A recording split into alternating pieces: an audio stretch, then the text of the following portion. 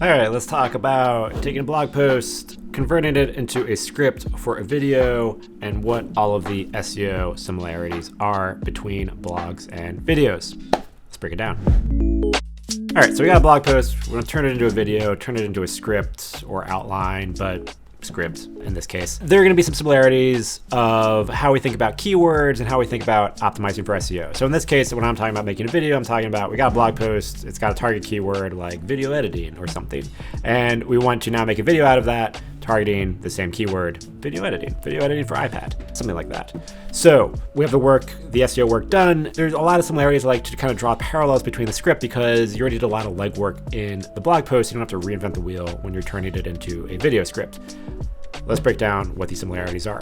So if you look at this diagram here, obviously we have our titles. So our titles on our blog, our titles on our video, they're going to be pretty similar, but for sure they're going to want to have our target keyword. Then we've got the blog post content. That's obviously going to turn into our content of our script, which is going to then turn into the captions for the video, but then it's also going to come into play when we write out our description for the video itself, because we want to also optimize the description to sort of be a mini blog post so that it also covers the topic of whatever the video is that we're covering and can help rank it for that keyword. And then other similarity is going to be our tags. Your blog post probably has some tags or keywords attached to it if it was written in WordPress. There are tags and stuff in YouTube, the tags for the video. Kind of most tests have determined that the tags aren't really a huge ranking factor in helping your video rank for whatever target keyword it is, but the tags exist, and so you might as well use them and put your stuff in there. So we've kind of got these broad parallels of the content, but digging into the actual blog post content, you most likely have it organized by headings. Your H1 is your title of your blog, but then you have your H2s, which are sort of the main structure of your blog post, and then maybe you have H3s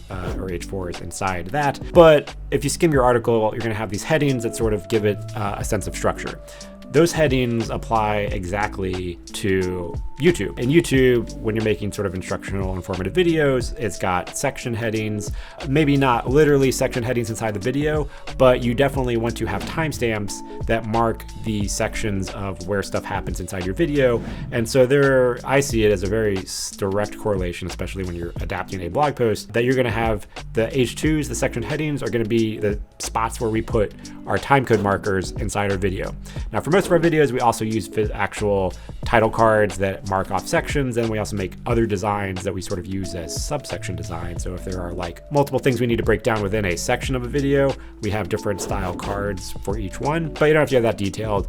If your blog post has section titles, that is the structure that we think about when we write out the video, and then know that, okay, once we post that video, those titles, they're gonna turn into the timecode markers that we're gonna write in the description, because then they're gonna turn into clickable links right inside the YouTube video. Other thing, the similarity that I see that comes straight from blogging into YouTube is playlists, end screens, and cards. Now, you might be thinking, okay, why are we talking about this now in the scripting stage? Because these are all things that you do once the video is done and you upload it and you add it to a playlist or you add cards to your video. You need to think about these things now, because while you are scripting your video, you need to put the call outs to these elements inside your script so that you can record it. So like when I say, hey, if you're into content repurposing, we've got another video, or actually a whole playlist about content repurposing, so check it out right here. I plan that ahead of time so I could point out and call that thing here and tell you, hey, if you like this topic, you can go watch it. So you want to think about that so you can call out to your other videos or your other topics. So playlists, I like to think of playlists as categories. We organize our videos into groupings of sort of which category it goes into. You can apply one video to multiple playlists, multiple categories, and this comes into play not only for, hey, people are interested in like a certain topic, so here are all of our videos on that topic. The real reason we use playlists for our channels is the backbone, the structure of the channel homepage. So when someone comes to the main channel page, we can organize it via playlists and all the groupings. So if someone comes to the page and kind of skim and see, okay, this is like all the content and the topics that this channel posts about. So then ideally it helps persuade them to hit that subscribe button. Speaking of persuading people to hit that subscribe button, please hit that subscribe button. So end screen, end of the video, you can add elements like videos, subscribe buttons, links to external websites. This is sort of at the end of the blog post, you're like, hey, would you like to read more or like similar posts? It's kind of got a nice big section of real estate, possibly at the end of your blog post. So this is where if someone enjoyed your video enough where they stuck around to the end, give them a good recommendation for like another video on that topic that they would like to watch. And again, this is something where you would want to record and be like, hey, if you like this topic, we've got more stuff on that right here. And then we have cards. Cards, as I pointed to earlier, is inside the video. You can have a little pop-up text box that comes up here. If you click on the eye, it'll open up a sidebar. You can have up to 5 cards, which can link to other videos, playlists, external links. I recommend just linking them to other videos.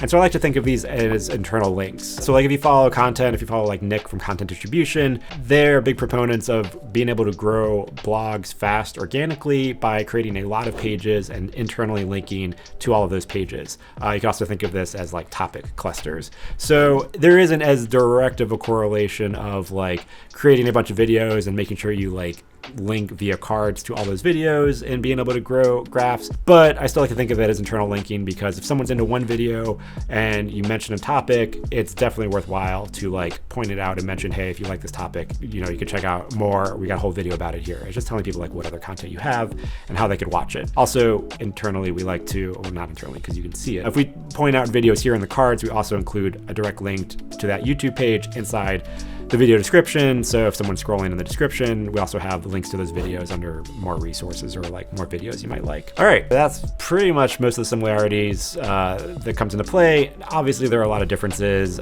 Mainly, we talk a lot different than we write, and you need to think of a lot of visuals. I'll go into that in another video. If there are other similarities or like other thoughts you've had of like how to convert a blog post into a script, I would love to hear about it. Let me know in the comments below. But also maybe you're like, I don't know which blog post I should decide to convert to a video because I got a lot of blog posts. Check out this video right here, which goes into detail of how to identify which blog post you should convert into a video. That gives you a better chance of doing well. We'll look at keyword data and all that stuff. So check it out. Thanks for watching. I'll see you in the next video.